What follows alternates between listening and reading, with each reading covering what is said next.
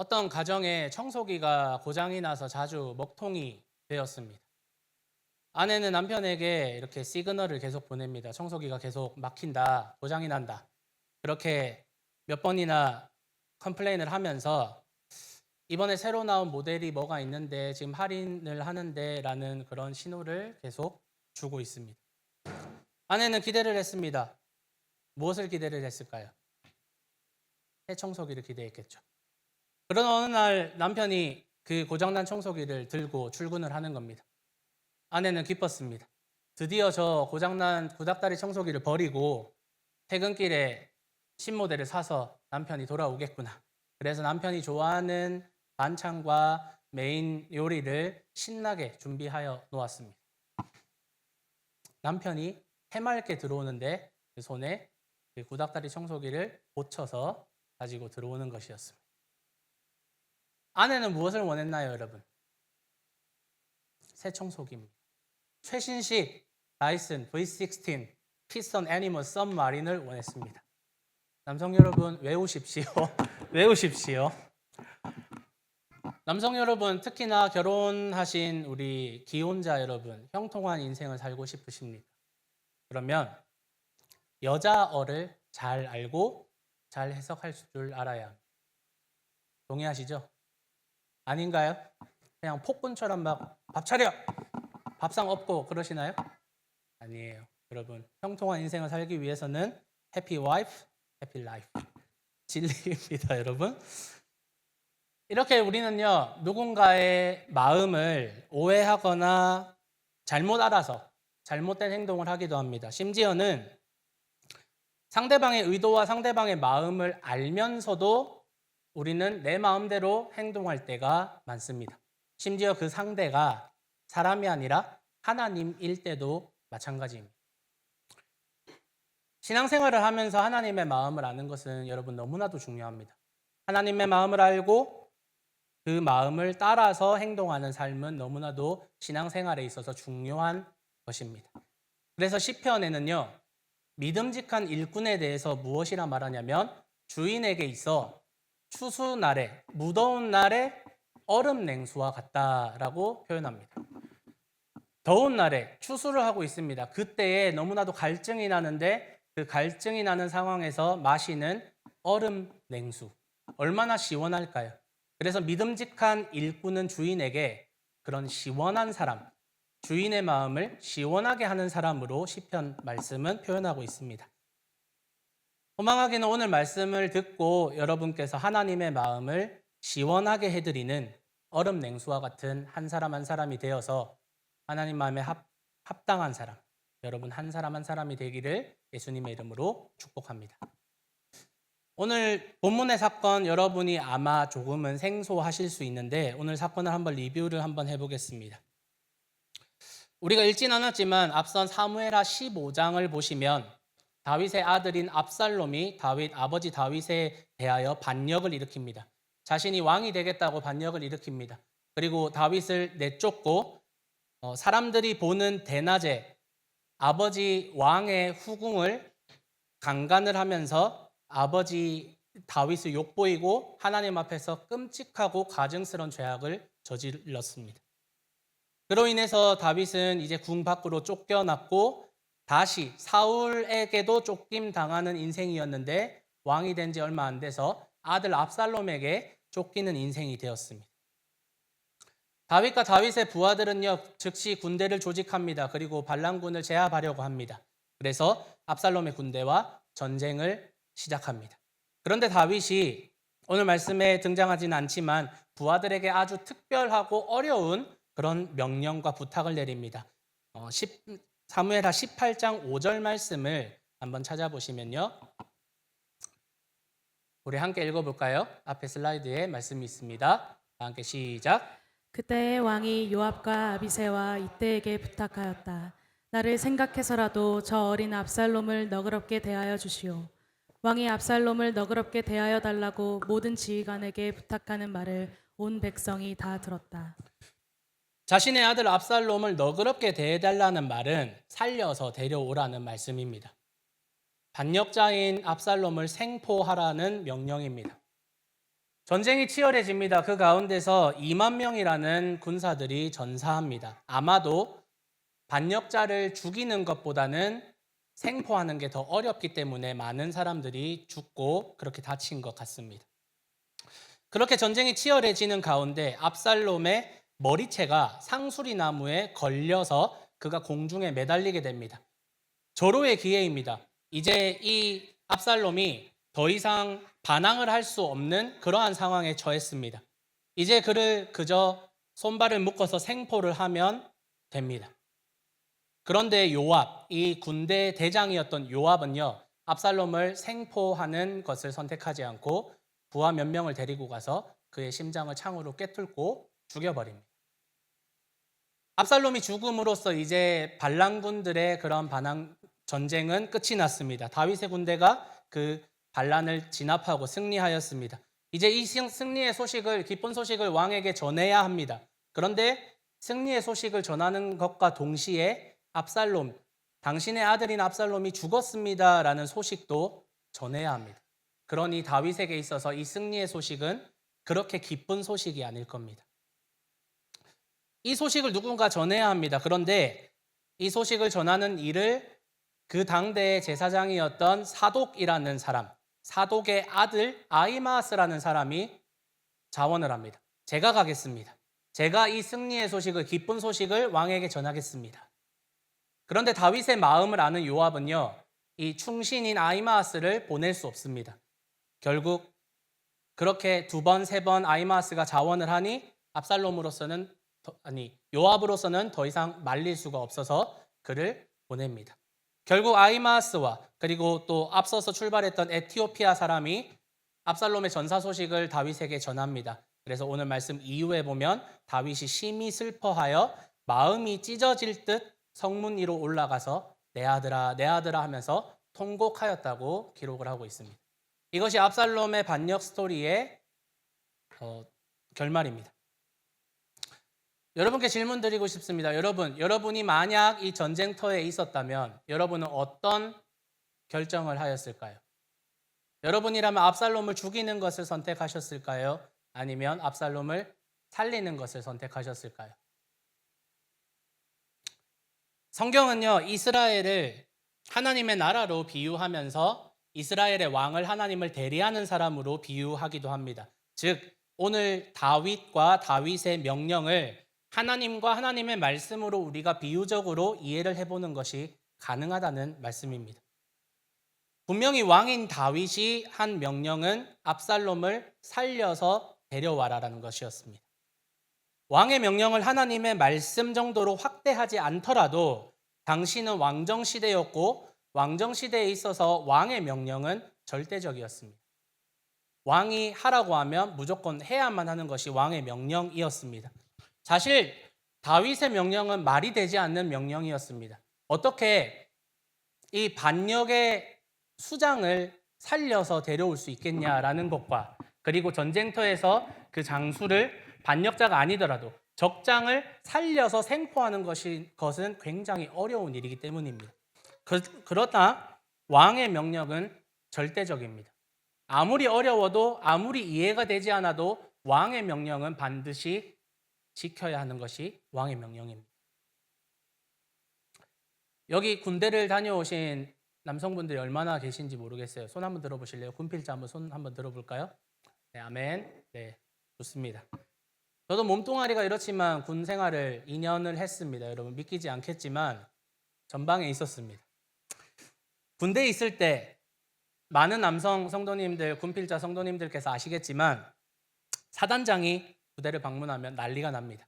그래서 준비를 합니다. 막 이해되지 않는 청소들을 하면서 구두약으로 여러분 아스팔트를 닦아 보셨나요? 이해가 되지 않습니다. 하지만 해야 합니다. 그렇게 사단장이 지휘봉을 하나를 들고 이렇게 가면서 여기 돌이 조금 많네 라고 하고 그냥 갑니다. 그러면 그날부터 무엇을 해야 되냐면 전 병력이 연병장에 모여서 새끼 손톱보다 작은 돌을 다 골라내야 됩니다. 왜? 우리 장군님께서 돌이 많다고 컴플레인 하셨기 때문입니다. 이것이 여러분 이성적인 명령인가요? 이것이 이성적인 행동들인가요? 북한과 대치하고 있는 전시가 멈춰져 있는 상황인 한국 군대에서 이성적인 명령일까요? 아니요. 저는 그것이 군생활 내내 이해가 되지 않았습니다. 왜 내가 이걸 해야 되지? 왜 내가 이걸 해야 되지? 아무도 저에게 납득해 주지 않았습니다. 그냥 까라면 까 밖에 되지 않았습니다. 결국 군대에 있어서 그리고 오늘 이 이스라엘의 상황에서 왕의 명령은 절대적입니다. 부하들에게 있어서 절대적입니다. 항명을 반항을 할 수 없습니다. 반항을 하면 바로 영창, 감옥에 갇힐 수 있기 때문입니다. 그렇기 때문에 여러분 그런 의미에서 요압이라는 사람, 이 요압이 압살롬을 죽이는 것이 사실은 다윗을 위한 일이다, 나라를 위한 일이다라고 하지만 요압은 반드시 압살롬을 살려야만 했던 것입니다. 다윗의 관심은 오직 전쟁의 승리가 아니라 압살롬에게 있었습니다. 오늘 말씀 읽진 않았지만 29절, 32절에 아히마아스가 다윗에게 도착했을 때에도 에티오피아 사람이 도착했을 때에도 다윗의 질문은 한결같습니다. 전쟁을 이겼냐가 아니라 내 아들 압살롬은 평안하더냐라는 질문을 합니다.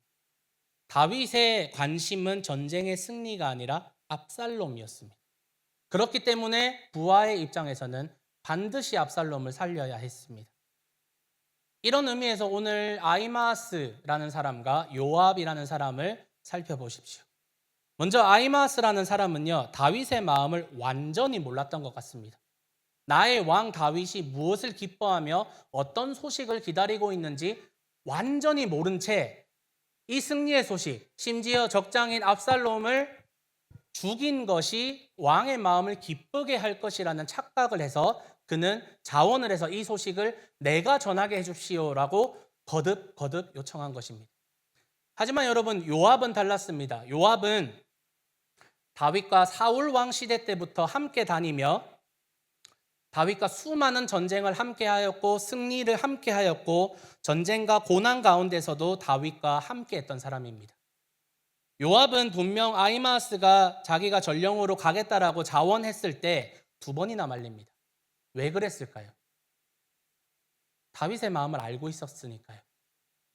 사실 과거에 다윗은요, 자신에게 불편한 소식 혹은 나쁜 소식을 가져오는 전령을 죽인 경험이 있습니다. 실패 혹은 전쟁에 패배한 소식을 전하는 전령을 죽인 사례가 있습니다. 그렇기 때문에 오늘 압살롬과의 전투에서 승리하여 반역을 제압했지만 아들 압살롬이 죽었다는 이 나쁜 소식, 슬픈 소식을 다윗이 접했을 때 아히마아스를 혹시나 처형할 수도 있다라는 사실을 요압은 미리 알고 있었던 것입니다. 요압이라는 사람은 이 다윗의 마음을 잘 알고 있었습니다. 그럼에도 불구하고 그는 압살롬을 죽입니다.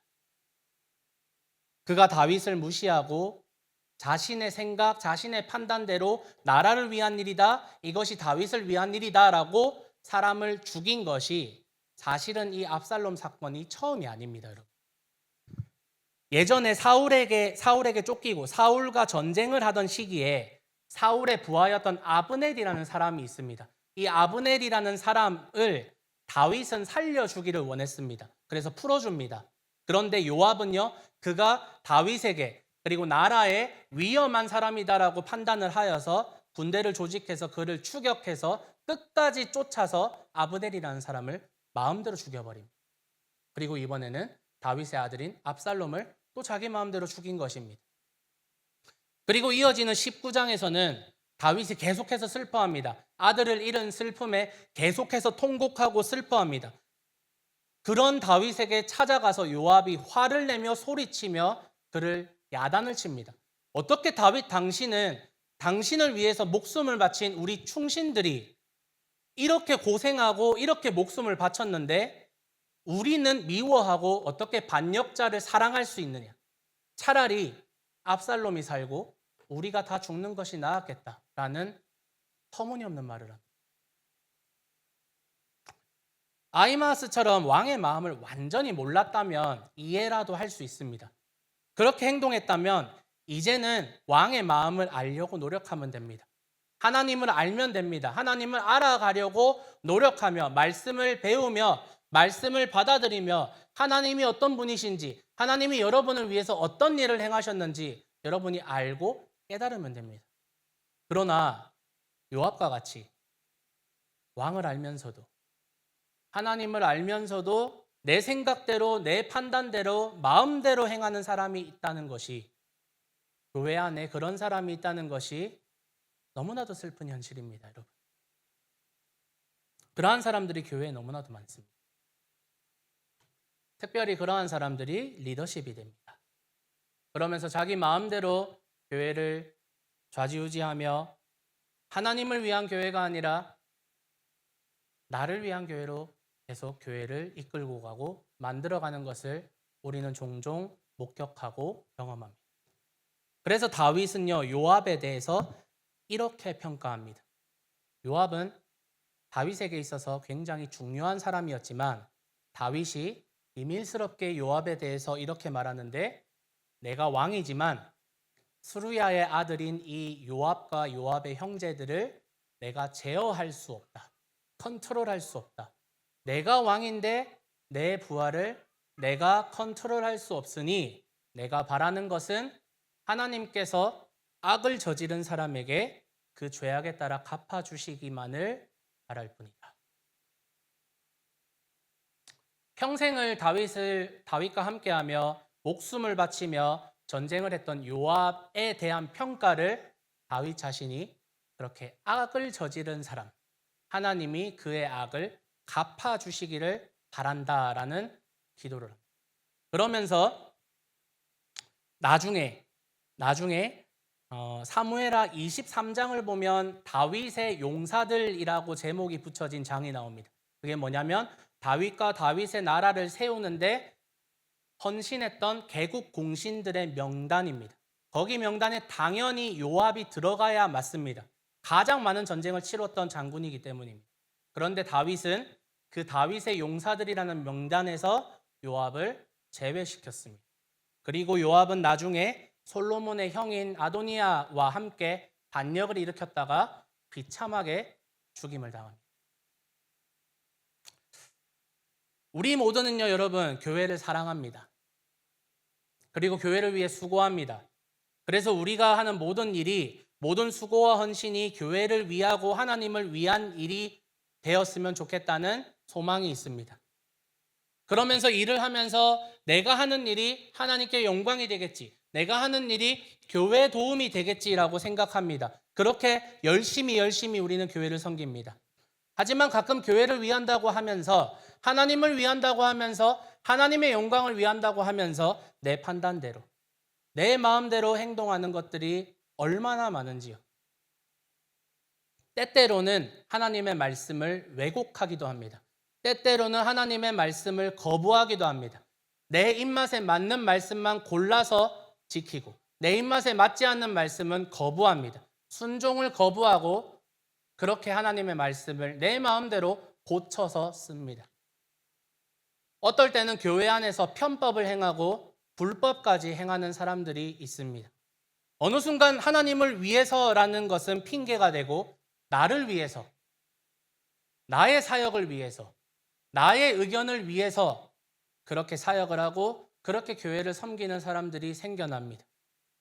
그렇게 하나님에게도 교회에게도 해방을 주는 사람이 어느 순간 되어 있습니다. 회의 때 내 의견에 반대하는 사람을 미워합니다. 회의 때 나와 반대하는 사람이 누군지, 나에게 반대표를 던진 사람이 누군지 끝까지 알아냅니다. 그리고 그 사람을 괴롭힙니다. 그 사람을 리더십에서 제외시키려고 합니다. 그 사람을 교회에서 떠나게 만듭니다. 나의 의견이 이루어지도록 어떤 방법이든 정치적인 모든 수단을 사용해서 그렇게 내 의견을, 여론을 만들어냅니다. 그렇게 내 딴에는 열심히 교회를 섬깁니다. 이것이 정의라고 생각합니다. 그것이 사람들을 위하고 교회를 위한다고 생각하지만 사실은 사람들에게 상처를 주고 교회에 덕을 세우지 못하며 정의롭지 못한 일을, 온갖 피와 더러운 오물을 자신의 손에 묻혀가면서 이것이 교회를 위한 일이라고 착각하고 있습니다. 저희 교회에서 지금 사사기 말씀을 계속해서 살펴보고 있습니다. 유튜브에 인앤아웃 처치를 검색하셔서 조댓구알 눌러주세요. 좋아요, 댓글, 그리고 구독, 알림 설정 눌러주십시오. 같이 삽시다, 여러분. 최근에 기드온에 대해서 계속 살펴보고 있는데 기드온에 만에 이런 마음이 불쑥 찾아옵니다. 미디안 군대를 기습하려고 앞두고 있을 때 이 군사 300명의 군사들에게 이렇게 요청합니다. 하나님을 위하여 소리를 치라. 그리고 기드온을 위하여라는 소리를 치라고 기드온을 위하여라는 이 함성을 추가합니다. 전쟁이 끝납니다. 그런데 아무도 요청하지 않았는데 사람들에게 너희가 가지고 있는 전리품으로 취한 금 귀걸이들을 나에게 모아달라. 그리고 그것으로 금 에봇을 만들고 자기가 살고 있는 오브라라는 시티에 금 에봇을 전시하고 이스라엘이 그것을 섬기도록 우상 숭배에 빠지도록 만들어버립니다. 기드온의 그 신앙과 고백, 표면적으로는 하나님을 위하여라는 외침이 있습니다. 이스라엘은 내가 다스리는 것이 아니라 하나님이 다스리는 것이라는 고백도 있었습니다. 하지만 그 마음 깊숙이는 기드온을 위하여, 기드온을 위하여라는 이 외침이 교만의 씨앗이 자리하고 있었던 것입니다. 예수님의 제자들은요, 누가 큰 제자인지, 예수님이 영광 받으셨을 때 누가 예수님의 우편에 앉을지 좌편에 앉을지 그것에 대해서 논쟁하였습니다. 고린도 교회에는 나는 바울파다, 나는 게바파다, 나는 아볼로파다, 나는 그리스도파다 라고 하면서 분열하며 팔을 나누어서 다투고 분쟁하였습니다.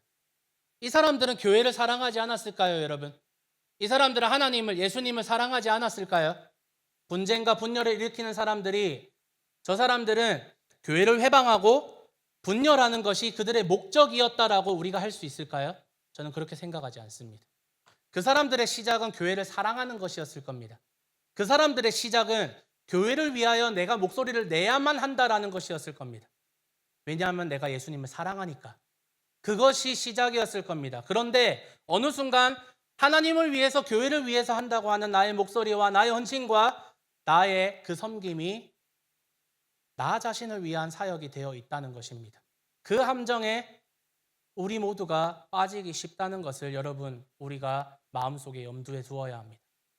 이것이 교회를 위한 일이야, 이것이 하나님을 위한 일이야 라고 합리화하지만 사실은 나를 위해서, 내 의견, 나의 명예, 나의 권위, 내 이름을 위하여 그렇게 나의 생각을 이루려고 하는 모습을 보입니다. 그렇게 고린도 교회는 분열하였고 사람들은 다투었습니다. 이 땅에 수많은 교회가 그렇게 분열하였고 지금도 다투고 있습니다. 그것이 하나님을 위한 일이라고 포장한 채 말입니다. 사랑하는 여러분, 여러분 스스로에게 질문을 던져보십시오.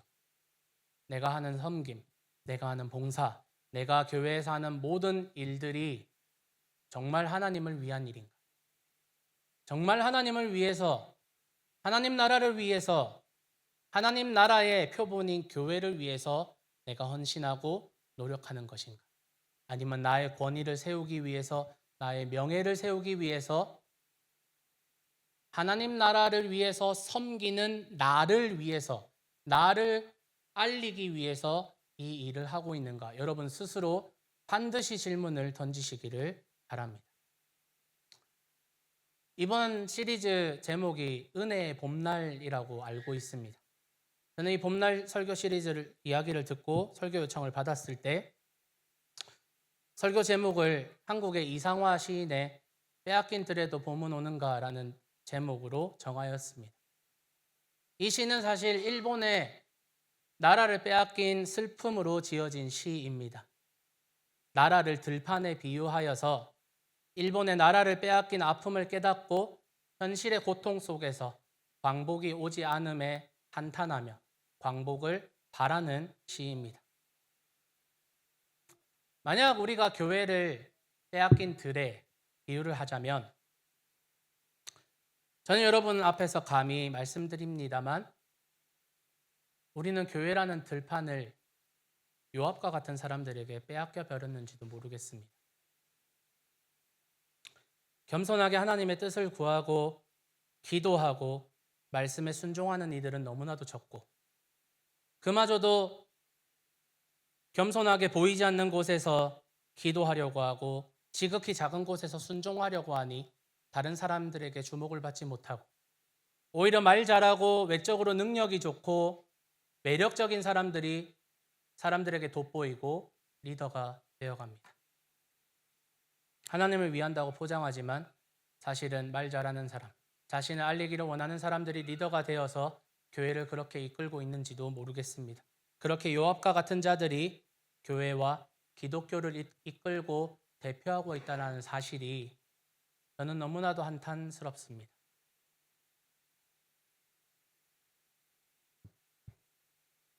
지난 3주간의 설교를 제가 다 들었습니다. 장 목사님께서 은혜의 봄날 마지막 마무리를 잘 부탁한다고 말씀하셨습니다. 그런데 저는 봄날 여러분 행복할 겁니다. 평안할 겁니다. 은혜로울 겁니다. 라고 하기 싫습니다.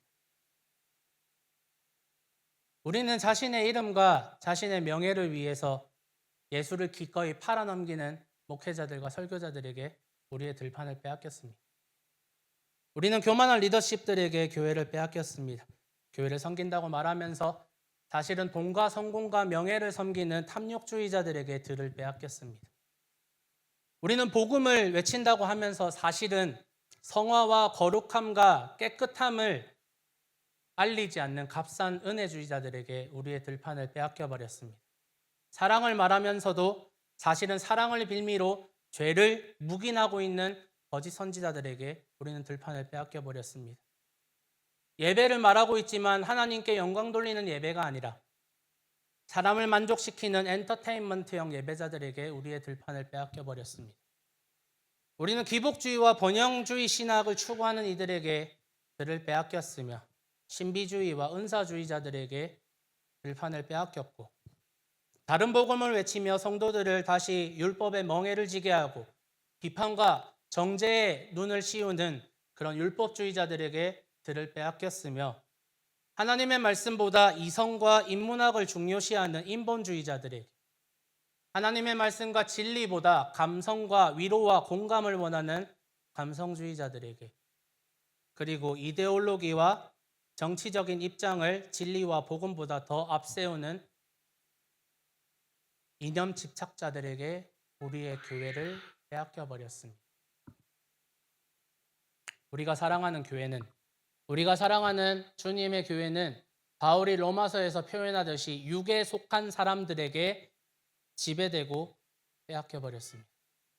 하나님의 말씀을 무시하고 나의 생각을 앞세우며 말씀을 입맛에 맞게 받아들이고 나보다 남에게 말씀을 적용하며 하나님의 이름을 언제든지 훼손할 수 있는 이들에 의해 우리의 교회를 빼앗겨 버렸습니다. 이것이 우리의 현실입니다. 여러분께 질문 드리고 싶습니다. 이렇게 빼앗겨 버린 우리의 들판, 우리의 교회에 봄이 올까요?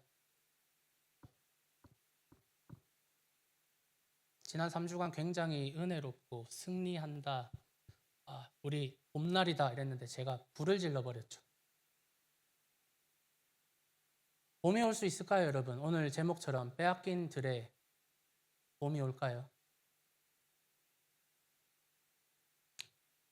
저의 말이 좀 염세적으로 들릴지도 모르겠지만 우리는 봄날에 살고 있지 않습니다, 여러분. 착각하지 마십시오. 선지서에 보면 거짓 선지자들과 타락해버린 제사장들과 종교 지도자들이 백성들에게 평안하다, 평안하다, 평안하다고 외칩니다. 바벨론이, 아수르가, 페르시아가 군대를 끌고 쳐들어오고 있는데 평안하다, 평안하다고 외칩니다. 여러분, 평안하다라는 말씀을 듣고 싶으십니까? 저는 우리가 봄날에 살고 있지 않다고 생각합니다. 오히려 우리는 이제 겨울에 넘어가는 시점에 살고 있습니다. 교회와 성도를 향한 핍박이 이제 곧 시작될 겁니다, 여러분. 우리가 이렇게 행복하게 좋은 예배당에 모여서 찬양하며 예배할 수 있는 날이 곧 사라질 수도 있습니다. 적어도 우리 어르신들이 신앙생활하던 시대와 지금 신앙생활하는 시대, 그리고 저 갓난아이들이 신앙생활을 할 시대, 비교해 보면 점점 믿음을 지키고 믿음을 고백하기가 너무나도 어려운 시대가 찾아오고 있습니다. 여러분과 여러분의 자녀들은 반드시 아주 춥고 고통스러운 겨울을 보내야만 할 것입니다. 현실은 여러분 너무나도 절망스럽습니다. 너무나도 고통스럽습니다. 그런 우리에게, 그런 이 교회에 봄날이 올까요, 여러분? 아멘이죠. 누구신가요? 감사합니다. 여러분, 빼앗긴 들에 반드시 봄은 옵니다. 아멘이시나요? 너무 작아요. 아멘. 교회의 진정한 봄날은 우리의 어떠함, 우리의 어떤 상황 때문에 봄날이 찾아오는 것이 아니라 교회의 진정한 봄날은 예수님께서 가지고 오시는 것이기 때문입니다.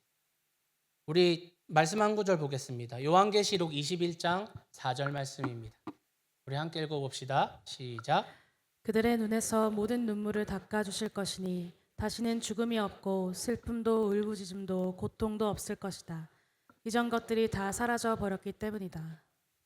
교회는 이런 봄날을 기다리는 공동체입니다. 봄날은 반드시 찾아오는데 그것은 우리가 얼마나 헌신했느냐, 우리 교회가 얼마나 예수님 앞에서 순결한 그런 예배를 드렸느냐가 아니라 예수님이 다시 오시는 그날 우리의 봄날은 찾아올 줄로 믿습니다. 그런 봄날을 기다리는 공동체가 바로 교회 공동체입니다. 여러분, 우리는 실패했다, 우리는 겨울에 살고 있다, 좌절하고 넘어져 있는 그런 공동체가 아니라 봄날이 반드시 올 것인데 예수님이 그 봄날을 우리에게 가져오실 것이라는 믿음을 가지고 견디고 함께 믿음을 지키고 예수님의 재림을 소망하며 열망하며 기다리는 공동체가 바로 교회 공동체라는 사실을 여러분이 깨달으셔야 합니다. 그렇다면 여러분, 예수님이 봄날을 가져오시니 우리는 아무것도 하지 않아도 괜찮을까요? 그렇지 않습니다, 여러분. 오늘 말씀 10절에 등장하는 이름 없는 한 사람을 통해 우리가 어떤 삶을 살아야 하는지 힌트를 얻을 수 있습니다. 오늘 말씀 12절에 이렇게 이야기합니다. 우리 함께 읽어볼까요? 시작. 그 사람이 요압에게 대답하였다. 비록 은 1000개를 달아서 저의 손에 쥐어주신다고 하여도 저는 감히 손을 들어 임금님의 아들을 치지 않을 것입니다. 임금님께서 우리 모두가 듣도록 장군님과 아비새와 이때에게 누구든지 어린 압살롬을 보호하여 달라고 부탁하셨기 때문입니다. 아멘. 교회에는 여러분 이런 사람이 필요합니다. 아니 사실 역사적으로 교회의 역사를 살펴본다면 이름 없이 빚도 없이 이렇게 묵묵하게 순종하며 죽어서 하늘의 미랄이 된 사람들 덕분에 교회는 생명력을 유지할 수 있었습니다. 이 사람은 아무런 기록도 없습니다. 어떤 이름을 가졌는지, 어떠한 그런 가문에서 태어났는지 이 사람에 대한 기록은 아무것도 적혀 있지 않습니다. 그러나 교회에는 이런 사람들이 반드시 필요합니다. 교회는 이런 사람이 건강하게 만듭니다. 그는 엄청난 상급이 나에게 주어진다고 하더라도, 나에게 엄청난 성공이 따라온다고 하더라도 왕께서 명령하신 대로 나는 반드시 압살롬을 살려야겠습니다 라는 고백을 합니다. 이것이 바로 여러분 순종입니다. 하나님의 말씀을 내 생각대로 재지 않는 것, 하나님의 말씀을 내 상황에 맞게 타협하지 않는 것, 오직 하나님께서 무엇을 말씀하셨는가만 내가 바라보며 기억하며 그것을 나의 삶에서 실천하며 실현하는 것, 그것이 바로 순종입니다. 사랑하는 여러분, 봄날을 기다리는 농부가 겨울철에 무엇을 하시는지 아십니까? 아무것도 하지 않고 무작정 봄을 기다리는 것이 아니라 밭을 갈아엎고 비료나 퇴비를 뿌리고 그리고 봄철에 뿌릴 씨를 선별하는 등의 다음 해의 농사를 준비하는 것이 겨울철 농부의 자세입니다. 다시 오실 예수님이 가져올 봄날을 열망하며 기다리며 준비하는 우리의 자세는 작은 일에 순종하였던 이 이름 모를 사람과 같이 아주 작은 일에 순종하며 내 이름이 알려지지 않더라도, 나의 그런 행동이 알려지지 않더라도, 상급을 받지 못하더라도 그렇게 작은 일에 순종하며 마침내 주님께서 가져오시는 봄날을 맞이하는 것입니다. 사랑하는 인브레이스 교회 성도 여러분, 그리고 제가 더 사랑하는 인앤아웃 교회 성도 여러분, 교회는 이런 사람들이 필요합니다. 교회는 이런 사람들이 필요합니다. 이런 마음으로 기도하는 사람들, 이런 마음으로 봉사하는 사람들, 이런 마음으로 죽는 사람들이 교회에 필요합니다. 저같이 앞에서 입만 나불대는 그런 사람이 아니라 아무도 기억하지 못하더라도 하늘의 미랄처럼 땅에 떨어져서 죽을 수 있는, 아무도 기억하지 못하지만 예수님께서 기억하실 그 한 사람, 그 한 사람이 필요합니다. 빼앗긴 들에 봄은 반드시 찾아옵니다. 우리는 들을 빼앗겼습니다. 인브레이스는 빼앗기지 않았을 수도 있습니다. 저희 교회도 빼앗기지 않았을 수도 있습니다. 왜냐하면 저희는 새로운 교회이기 때문입니다. 그러나 리더십들이 세워지고 점점 교회가 연차가 계속해서 흘러감에 따라서 요압과 같은 사람들이 안 나오리라는 보장은 없습니다. 그러니 여러분, 봄을 맞이할 준비를 하십시오. 묵묵히 밭을 갈아엎고 그렇게 하나님께서, 주님께서 가져오실 그 봄을 기다리며 내가 해야 되는 작은 순종, 내가 해야 되는 작은 일을 묵묵히 해나가는 것. 요압과 같은 이들이 교회 리더십이 되어서 교회를 빼앗고 병들게 만드는 것이 아니라 잠잠하게 순종하는 하나님의 사람들이, 성령의 사람들이 넘쳐나는 교회가 되시기를 축복합니다. 교만한 이들이, 불순종하는 이들이, 능력을 자랑하는 이들이 넘쳐나는 교회가 아니라 겸손한 이들이, 순종하는 이들이, 능력이 없어서 오히려 기도하며 하나님 도와주십시오라고 기도하는 이들이 넘쳐나는 교회가 되기를 축복합니다. 저희 인앤아웃이 그런 교회가 되기를 소망하며 여러분 인브레이스가 그런 교회가 되기를 축복하며 소망합니다. 말씀을 정리하겠습니다. 사실 여러분의 시작을 생각해 보십시오. 우리는 어느 순간 요압이 되어 가는지도 모르겠지만 우리의 시작은 압살롬입니다. 내가 압살롬이었습니다, 여러분. 여러분이 압살롬이었습니다. 우리 모두가 하나님께 반역을 저질렀고 죽어야 마땅한 압살롬이 바로 저와 여러분이었습니다. 그런 압살롬 같던 우리를 예수님께서 살려주시고 우리를 위해 대신 죽어주셨습니다. 그렇게 우리는 회복되었고 마치 돌아온 탕자와 같이 우리 또한 하나님의 용납을 받았습니다. 하나님께서는 우리에게 동일한 명령을 하십니다. 압살롬을 살려와라. 압살롬을 살려 돌아와라. 그런데 우리는 어느새 우리 다음에 있는 압살롬이 죽어야 된다고 생각합니다. 우리 다음에 있는 압살롬이 교회를 회방한다고, 하나님 나라를 회방한다고 생각해서 죽어야 한다고 생각합니다. 그렇게 우리는 어느새 요압이 되어 있습니다. 압살롬 대신 내가 죽는 것이 낫겠다고 화를 낸 요압의 모습에서 마치 탕자 동생이 돌아왔을 때 아버지의 마음을 모른 채 동생을 보며 분통을 터뜨리며 아버지는 나에게 염소 새끼 한 마리도 주지 않았다. 나는 아버지 밑에서 수고하고 헌신했는데 나에게 무엇이 남아있느냐. 그렇게 컴플레인했던 큰형 그리고 요압, 그것이 우리의 모습이 되어 있습니다.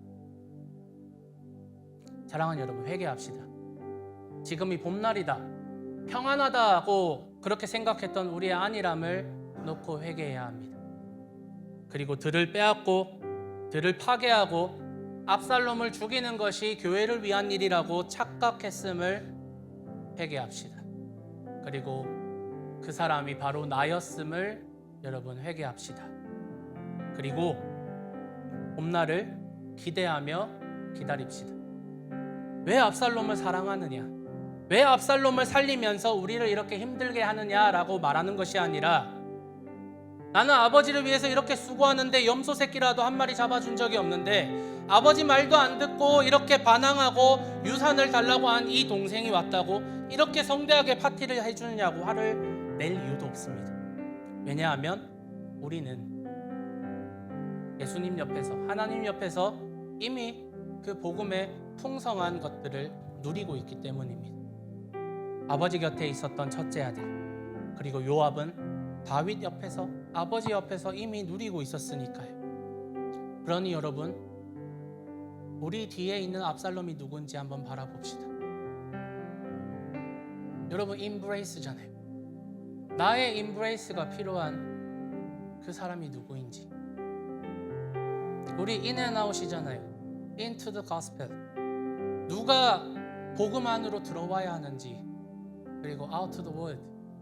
내가 세상에서 복음 전해야 되는 사람은 누구인지 관심을 가집시다.